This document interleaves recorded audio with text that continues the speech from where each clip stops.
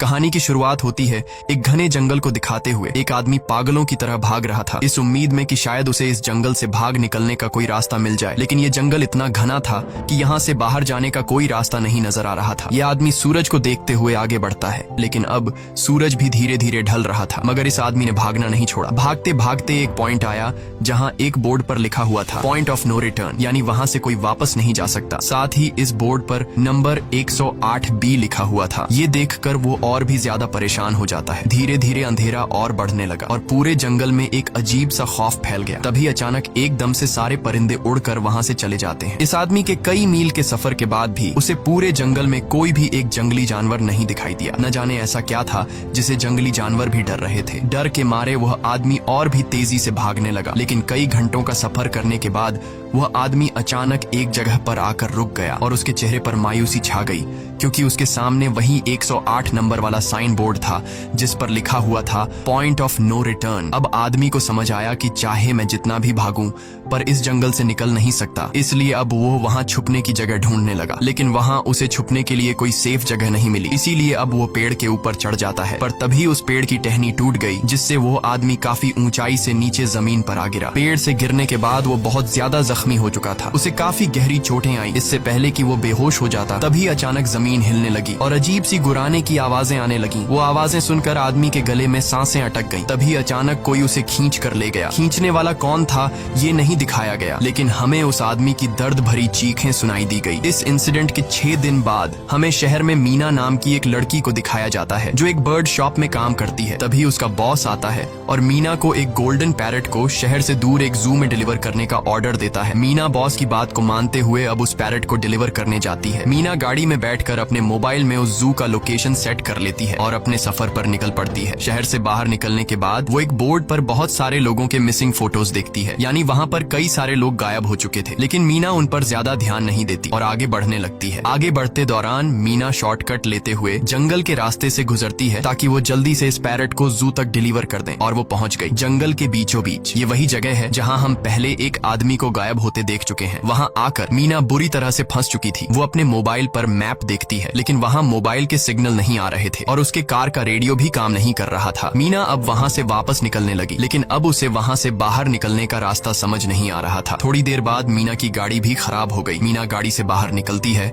और उसे सामने लगा हुआ वही पॉइंट ऑफ नो रिटर्न वाला बोर्ड दिखाई देता है। मीना को कुछ समझ नहीं आता, इसीलिए वो पैरट के पिंजरे को हाथ में लेकर आसपास मदद ढूंढने आगे चली जाती है, लेकिन वहाँ आसपास किसी भी मदद का नामो निशान तक नहीं था। उसके बाद वो वापस उस जगह पर लौट आती है जहाँ उसने अपनी गाड़ी खड़ी की थी, लेकिन वहाँ से उसकी गाड़ी गायब हो चुकी थी। ये देखकर वो बहुत ज्यादा परेशान हुई। उसे लगा कि शायद वो उस जगह पर नहीं आई है जहाँ उसकी गाड़ी खड़ी थी, बल्कि ये किसी दूसरी जगह पर आ गई है और उसकी गाड़ी कहीं दूसरी जगह में खड़ी है, क्योंकि इस जंगल का हर एक पॉइंट एक ही जैसा दिखाई दे रहा था। अब अंधेरा भी गहरा होता जा रहा था। एकदम से पहले की तरह ही सभी परिंदे इन पेड़ों से उड़ जाते हैं। मीना को अब डर लगने लगा था, क्योंकि जमीन भी जोर जोर से हिल रही थी। मीना को वहाँ आसपास किसी के होने का एहसास होता है। तभी अचानक मीना को दूर किसी का साया नजर आया। मीना भागते हुए उसके पीछे आई, पर उसे वहाँ कोई भी नहीं मिला। तभी अचानक मीना को एक बूढ़ी औरत भागते हुए दिखाई दी। मीना भी दौड़कर उसका पीछा करने लगी। वो उससे मदद मांग रही थी, लेकिन वो औरत रुकती नहीं, तेजी से भागती रहती है। एक बार फिर मीना इस बूढ़ी औरत का पीछा करती है। अचानक वो बूढ़ी औरत फिर से गायब हो गई। मीना जब उसे ढूंढते हुए और आगे बढ़ी तो उसे दूर जंगल में एक बड़ा सा कमरा दिखाई दिया। वो बूढ़ी औरत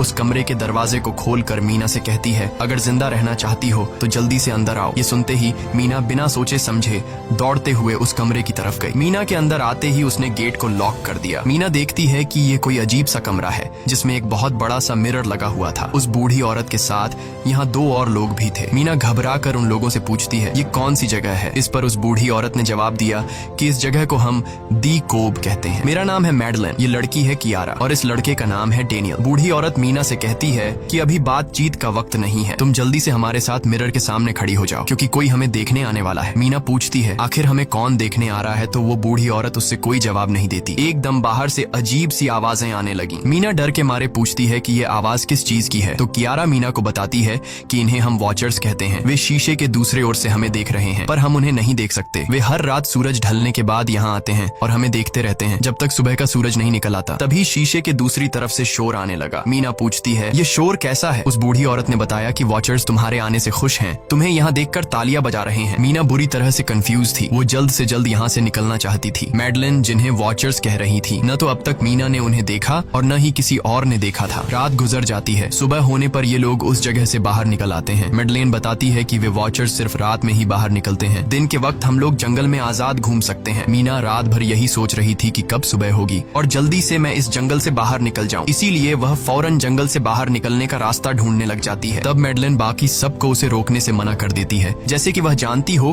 कि मीना इस जंगल से बाहर नहीं निकल सकती और वह जरूर वापस आएगी। बस मीना को जाते हुए मैडलिन बताती है कि तुम्हारा यह फैसला अच्छा नहीं है, इस जंगल से बाहर निकलने का कोई रास्ता नहीं है। रात होने से पहले हमें इस घर में वापस आना पड़ता है, अगर तुम लेट हो गई तो तुम अपनी जान से हाथ धो बैठोगी। मीना किसी की बात नहीं सुनती और अपने पैरट को लेते हुए तेजी से आगे बढ़ती है। थोड़ा सा आगे बढ़ने पर उसे वहीं पॉइंट ऑफ नो रिटर्न वाला साइन दिखाई देता है। उसे देखकर वो घबरा तो गई, लेकिन उसने हिम्मत नहीं हारी और सूरज को देखकर सूरज की डायरेक्शन में आगे बढ़ती रही, पर जंगल से निकलने में कामयाब नहीं हो सकी। आगे चलकर रास्ता ही खत्म हो गया। मीना ने देखा कि वो एक पहाड़ के टॉप पर खड़ी है, जहाँ से आगे दूर दूर तक जंगल के सिवा कुछ भी नहीं था, इसीलिए वो मायूस होकर नीचे बैठ जाती है। तभी अचानक उसके कंधे पर किसी ने हाथ रखा, वो डर गई और जब उसने पीछे मुड़कर देखा तो वो बूढ़ी औरत मैडलिन थी। यहाँ मैडलिन उसे हौसला देती है और कहती है कि सिर्फ तुम ही नहीं जिसने यहाँ से निकलने की कोशिश की और हार गई, हम भी तुम्हारी तरह ही हार कर यहाँ रुके हैं, यहाँ से बाहर निकलने का कोई रास्ता नहीं, चलो मैं तुम्हें कुछ दिखाती हूँ। मैडलिन मीना को जंगल की तरफ लेकर जाती है। मैडलिन मीना से कहती है, ये जंगल एक शिकारी है और हम सब उसका शिकार, अगर जिंदा रहना चाहती हो तो हमारे साथ ही रहो। मैडलिन उसे पॉइंट ऑफ नो रिटर्न वाले काफी सारे साइन बोर्ड दिखाती है, जो कि जंगल के चारों तरफ गोल घेरे में लगे थे और उनके बीच में था उनका कमरा। मैडलिन बताती है कि यह हमारे घर से आधे दिन के फासले पर लगे हैं, अगर इसे आगे गई तो वापस लौटना मुश्किल हो जाएगा, इसलिए कभी भी यह तुम्हें नजर आए तो तुम इन्हें इग्नोर मत करना। मीना पूछती है, ये सब किसने बनाया? तो वो जवाब देती है, ये एक प्रोफेसर ने बनाया है, लेकिन अब तक उसे किसी ने देखा नहीं है। अब रात हो जाती है, ये लोग वापस उस घर के अंदर आ जाते हैं। हर रात वॉचर्स उन्हें देखने के लिए आते थे। आज कियारा नामी लड़की उनके सामने डांस करती है और कहती है ये सब उन्हें पसंद है। ऐसा नहीं था कि इन चारों को हर रात वॉचर्स के सामने खड़ा ही रहना पड़ता था, ये लोग जो चाहते वह कर सकते थे, बस ये लोग उनकी तरफ अपनी कमर नहीं कर सकते थे। ऐसा करने पर वो लोग बहुत ज्यादा गुस्सा हो जाते थे। रात में तो उन्हें सिर्फ वॉचर्स का मसला था, लेकिन दिन में भी उन्हें बहुत मुश्किलों का सामना करना पड़ता था। ये लोग जंगल से हर रोज अपना पेट भरने के लिए कुछ न कुछ शिकार करके लाते थे,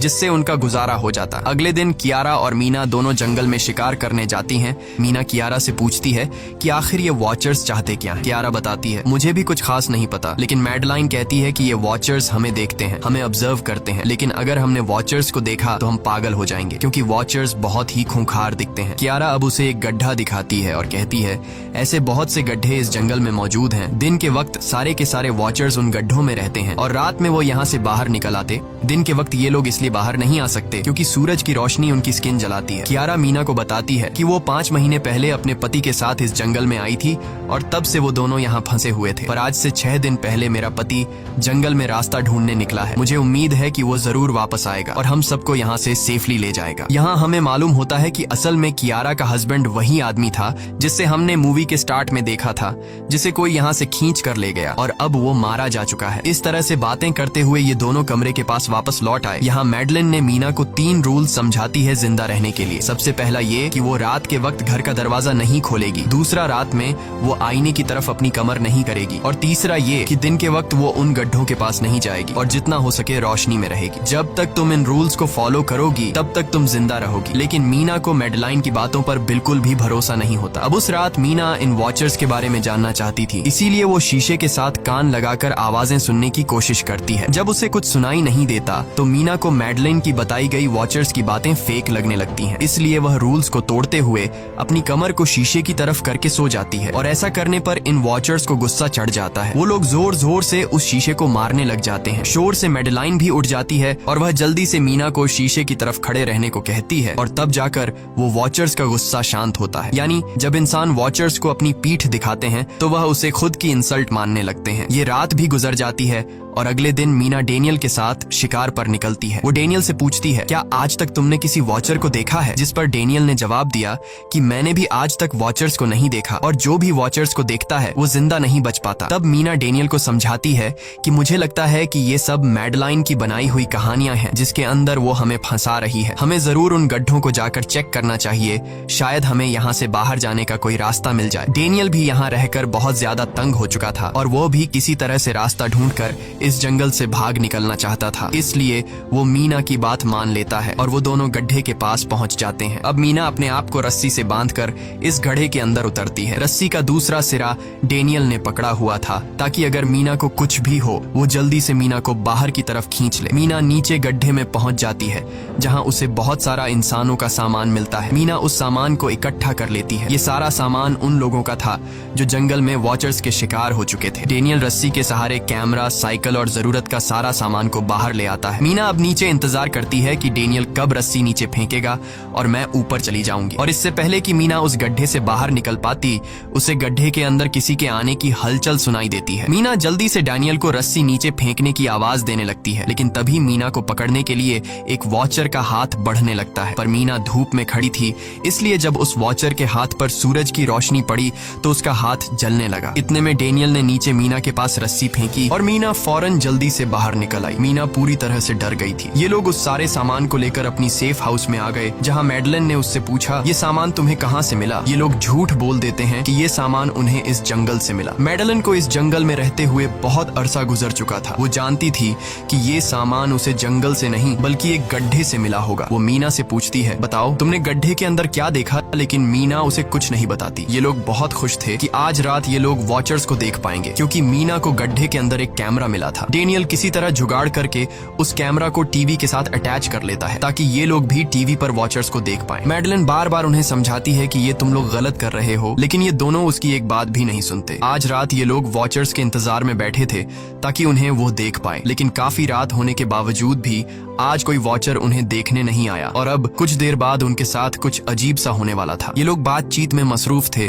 कि तभी उनका दरवाजा खटखटाया जाता है, यानी दरवाजे पर किसी ने दस्तक दी। उन्होंने जल्दी से टीवी की तरफ देखा तो वहां उन्हें इंसानी टांगे दिखाई दे रही थीं। बाहर जो कोई भी था वो कियारा के हस्बैंड की आवाज में बात कर रहा था और वो जल्दी से दरवाजा खोलने को कह रहा था। कियारा को लगा कि जरूर उसका हस्बैंड यहाँ से बाहर निकलने का रास्ता ढूंढ आया है। वो जल्दी से उठकर दरवाजा खोलने के लिए जाती है, लेकिन मैडलिन बीच में आकर दरवाजा खोलने नहीं देती। वो कहती है कि मैं जानती हूँ बाहर तुम्हारा हस्बैंड नहीं है, क्योंकि मैडलिन जानती थी कि रात के इस अंधेरे में कोई भी इंसान इस कमरे तक नहीं पहुंच सकता। लेकिन कियारा को मैडलिन की बातों पर यकीन नहीं होता और वो दरवाजा खोलने की कोशिश करती है, जिसके बाद मैडलिन कियारा से कहती है कि वो तुम्हें फंसा रहा है, तुम उसका इम्तिहान ले लो, तुम उसे कोई ऐसी बात पूछो जिसके बारे में सिर्फ तुम या तुम्हारा हस्बैंड जानता हो। कियारा बाहर खड़े हुए इंसान से एक किताब के बारे में सवाल करती है जिसके बारे में उसे पता होना चाहिए था, लेकिन जब बाहर खड़ा हुआ इंसान कोई जवाब नहीं देता तो ये समझ जाते हैं कि ये वॉचर ही है। ये लोग जब दरवाजा नहीं खोलते तो वॉचर उनके बाहर लगाए हुए कैमरा को तोड़ देता है और यहाँ हमें एक बात पता चलती है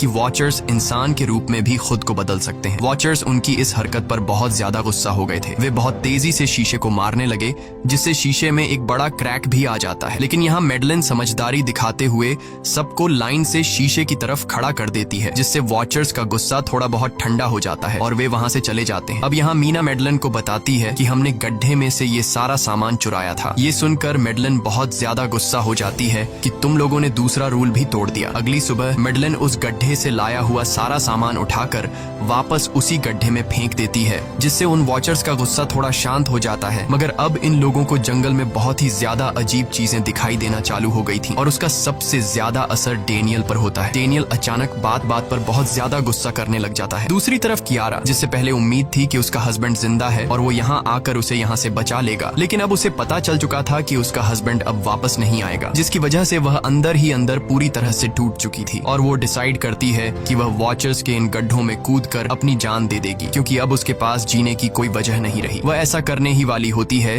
कि मीना आकर उसे बचा लेती है। इसी बीच हम देखते हैं कि डेनियल मैडलिन की तरफ अजीब तरह से देख रहा होता है और वह गुस्से में आकर मैडलिन को पेड़ के साथ बांध लेता है। डेनियल ने कहा कि अब मैं इस बुढ़िया के कोई रूल्स नहीं मानूंगा, अब यहाँ सिर्फ मेरी बात मानी जाएगी। अब रात होने वाली थी, इसलिए डेनियल कमरे की तरफ भागा और कियारा भी उसके पीछे भागी, लेकिन मीना मैडलिन के पास आई और उसकी रस्सियां खोलने लगी। दूसरी तरफ डेनियल ने कियारा को लेकर कमरे का दरवाजा अंदर से बंद कर दिया और मीना और मैडलिन को बाहर वॉचर्स के लिए छोड़ दिया। मीना और मैडलिन डेनियल से दरवाजा खोलने के लिए गिड़गिड़ाते रहे। डेनियल से रिक्वेस्ट करते हैं कि प्लीज दरवाजा खोल दो, लेकिन डेनियल ने दरवाजा नहीं खोला। अब बाहर चारों तरफ अंधेरा छा गया और वॉचर्स के आने का टाइम हो गया, इसलिए अब मजबूरन उन्हें अपनी जान बचाने के लिए एक घने पेड़ के नीचे रहकर छिपना पड़ा। थोड़ी देर बाद उन्हें वॉचर्स की गुराने की आवाजें आने लगी। इस टाइम मीना और मैडलिन के साथ हमें भी उन वॉचर्स की एक झलक दिखाई जाती है। ये लोग लंबे, पतले और खतरनाक थे। सब अपने अपने गड्ढों से निकलकर इंसानों को देखने के लिए उस सेफ रूम तक पहुंचते हैं। और जब ये लोग देखते हैं कि मीना और मैडलिन वहाँ नहीं हैं, तो वो उनको खाने के लिए जंगल में ढूंढने लग जाते हैं। और जब ये वॉचर्स दूर जाते हैं तो मौके का फायदा उठाते हुए ये दोनों फिर से सेफ रूम तक आ जाते हैं और डैनियल से रो रो कर दरवाजा खोलने को कहते हैं। इस बार डैनियल के दिल में रहम जाग जाता है और वो उनके लिए दरवाजा खोल लेता है। अब अंदर जाने के बाद पहले तो मैडलिन डैनियल पर गुस्सा करती है और फिर इन सबको शीशे के सामने खड़ा करके वॉचर्स के बारे में कुछ बातें बताती है। मैडलिन ने कहा कि अब तक हम बहुत से रूल्स तोड़ चुके हैं, इसलिए मुझे नहीं लगता कि इस बार वॉचर्स हमें माफ करेंगे। मैं तुम लोगों को वॉचर्स के बारे में कुछ सच्चाई बताना चाहती हूँ। दरअसल मैं जब यहाँ पहली बार आई थी तो मैंने कुछ ऐसा देखा जिससे मेरे होश उड़ गए। मैंने अपना ही एक डुप्लीकेट देखा। असल में वो एक वॉचर था जो मेरा रूप लेने की कोशिश कर रहा था। हालांकि उसकी आंखें और बाल बिल्कुल परफेक्ट नहीं थे। मीना ने पूछा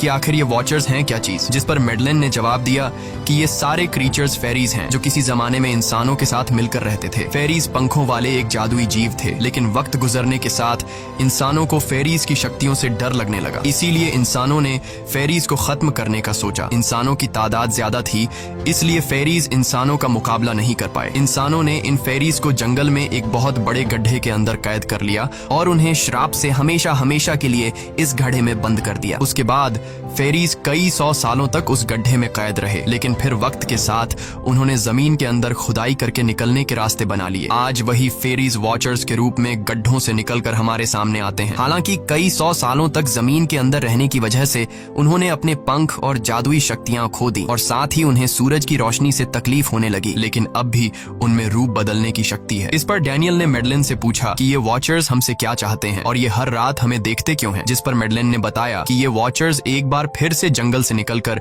इंसानों के बीच रहना चाहते हैं, लेकिन अपने असली रूप में ये इंसानों के बीच नहीं रह सकते। इसीलिए उन्होंने हमें यहाँ रखा हुआ है ताकि हमें देखकर हमारा रूप ले सकें और हमसे आज के दौर के तौर तरीके सीखकर इंसानों के बीच रह सकें। मैडलिन ये सब बातें बता ही रही थी कि अचानक सभी वॉचर्स वापस लौट आए और जब वॉचर्स को पता चलता है कि मैडलिन और मीना वापस अपने कमरे में आ गए हैं तो वो सब गुस्से से भड़क उठे और दरवाजा तोड़ने की कोशिश करने लगे। इन चारों ने टेबल को खींचकर दरवाजे के सामने रख दिया ताकि दरवाजा वॉचर्स तोड़ न सके, लेकिन वॉचर्स की ताकत काफी ज्यादा थी और इन चारों को पता चल चुका था कि जल्द ही वॉचर्स अंदर आ जाएंगे और उन्हें मौत अपनी आंखों के सामने दिखाई दे रही थी। तभी उन्होंने देखा कि टेबल को घसीटकर दरवाजे तक ले जाने की वजह से कारपेट पलट गई है। जब उन्होंने कारपेट हटाया तो उन्हें नीचे एक बड़ा लोहे का गेट नजर आया। उन्होंने जल्दी से गेट खोला तो उन्हें पता लगा कि नीचे एक बहुत बड़ा बंकर है। ये लोग जल्दी से उस बंकर के अंदर घुस गए और ऊपर से लोहे का गेट बंद कर दिया। ये लोग इस बात को लेकर परेशान थे कि ये बंकर यहाँ पर मौजूद था और इन लोगों को पता भी नहीं चला। इस बंकर के नीचे बहुत फैसिलिटीज थी, हजारों दिन का खाना, एक कंप्यूटर और भी बहुत सारा जरूरत का सामान रखा था। मीना जानना चाहती थी कि आखिर ये जगह किसने बनाई, इसीलिए वो उस कंप्यूटर को ऑन कर लेती है। उस कंप्यूटर में बहुत सारा डेटा सेफ था जिसे खोलने पर उन्हें पता चलता है कि ये सारी जगह प्रोफेसर मार्टिन ने बनाई थी। असल में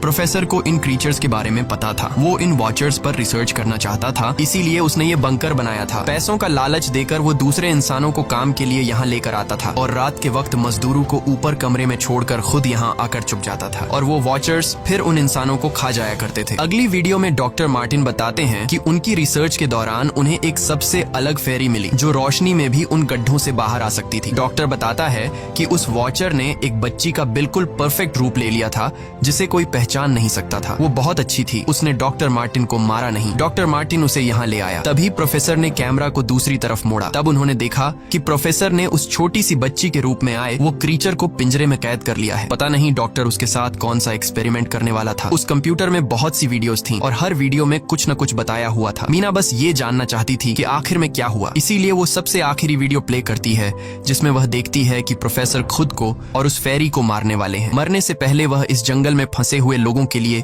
यहाँ से निकलने का रास्ता बता देता है और कहता है कि शाम में जिस डायरेक्शन में परिंदे भागते हैं उस डायरेक्शन में भागने से वे लोग इस जंगल से निकल सकते हैं। उसने इस रिकॉर्डिंग मैसेज में कहा था कि अगर कोई इस जंगल से निकलने में कामयाब हो गया तो यूनिवर्सिटी में जाकर मेरी सारी रिसर्च तबाह कर देना। मैंने यहाँ आकर बहुत बड़ी गलती कर दी। उसके बाद प्रोफेसर ऊपर चले गए और फिर 2 गोलियों की आवाज आई जिससे उन्हें समझ आया कि प्रोफेसर ने पहले उस फेरी को मारा और फिर खुद को गोली मार दी। आज रात ये चारों बहुत खुश थे क्योंकि उन्हें इस जंगल से जान छुड़ाने का रास्ता मिल गया था। अगली सुबह सभी लोग अब बंकर से बाहर निकलते हैं तो देखते हैं कि उनका सेफ हाउस उन वॉचर्स ने पूरी तरह तबाह कर दिया है और आज के दिन उन्हें लाजमी इस जंगल से निकलना निकलना होगा, वरना ये लोग मारे जाएंगे, क्योंकि रात को अब उनके पास छिपने के लिए कमरा भी नहीं बचाता। ये लोग अब यहाँ जंगल से निकलने के रास्ते में बढ़ने लगते हैं। वो परिंदे जिनके बारे में प्रोफेसर बता रहे थे, वे तो शाम को उड़ने वाले थे, लेकिन उन्हें शाम होने से पहले जंगल से बाहर निकलना था। इसलिए मीना अपने पास मौजूद पैरट को आजाद कर देती है। जिस डायरेक्शन में वह उड़ता है, उसी डायरेक्शन में ये लोग चलने लग जाते हैं। चलते हुए रास्ते में ही उन्हें एक कब्र मिली। मैडेलिन उस कब्र को देखकर बताती है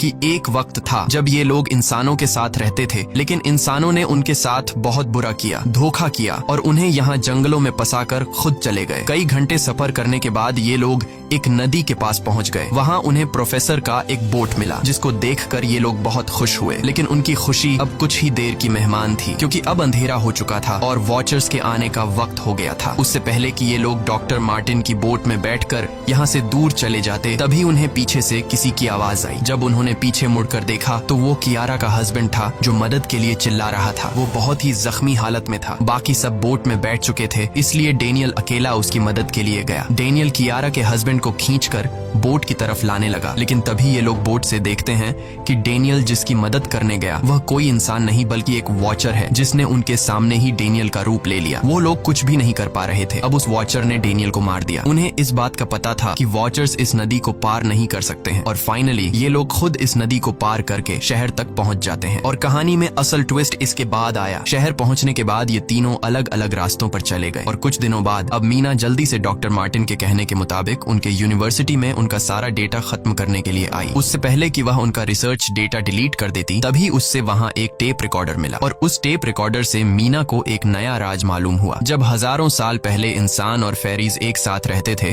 तो तब उनकी शादी भी हुआ करती थी। इंसान और फेरी के मिलन से जो बच्चे पैदा होते थे, उनमें इंसान और फेरी दोनों के गुण होते थे। उन्हें हाफलिंग्स कहा जाता था। उन हाफलिंग्स में एक खासियत थी कि वे रूप बदलने में इतने माहिर होते थे कि वे किसी मरे हुए इंसान का रूप भी बदल सकते थे। प्रोफेसर का मानना था कि जब इंसानों ने फेरीज को जंगल के अंदर गढ़ों में कैद कर लिया था, तब हाफलिंग इंसानों के बीच अपना रूप बदलकर चुपके से रहने लगे, और वो आज भी किसी न किसी रूप में इंसानों के बीच मौजूद है। मीना जब प्रोफेसर के ऑफिस में आई और वहाँ पर जांचबीन करने लगी, तो वहाँ उसके हाथ कुछ ऐसी तस्वीरें लगी जिसने उसके होश उड़ा दिए। उसने देखा कि तस्वीर में जो प्रोफेसर के साथ लेडी खड़ी है, वो कोई और नहीं बल्कि मैडेलिन है, और असल में मैडेलिन प्रोफेसर की वाइफ है। वो कंफ्यूज हो जाती है कि मैडेलिन ने उसे यह बातें क्यों नहीं बताई। इस भारी कंफ्यूजन को शेयर करने के लिए वो कियारा के पास आती है और उसे बताती है कि जिस मैडेलिन से हम जंगल में मिले थे, वो असल में प्रोफेसर मार्टिन की वाइफ है, लेकिन उसने हमें यह सच्चाई इसलिए नहीं बताई क्योंकि वो खुद एक इंसान नहीं बल्कि एक रूप बदलने वाली फेरी थी। मैंने जब रिसर्च किया तो मुझे पता चला कि काफी साल पहले प्रोफेसर की वाइफ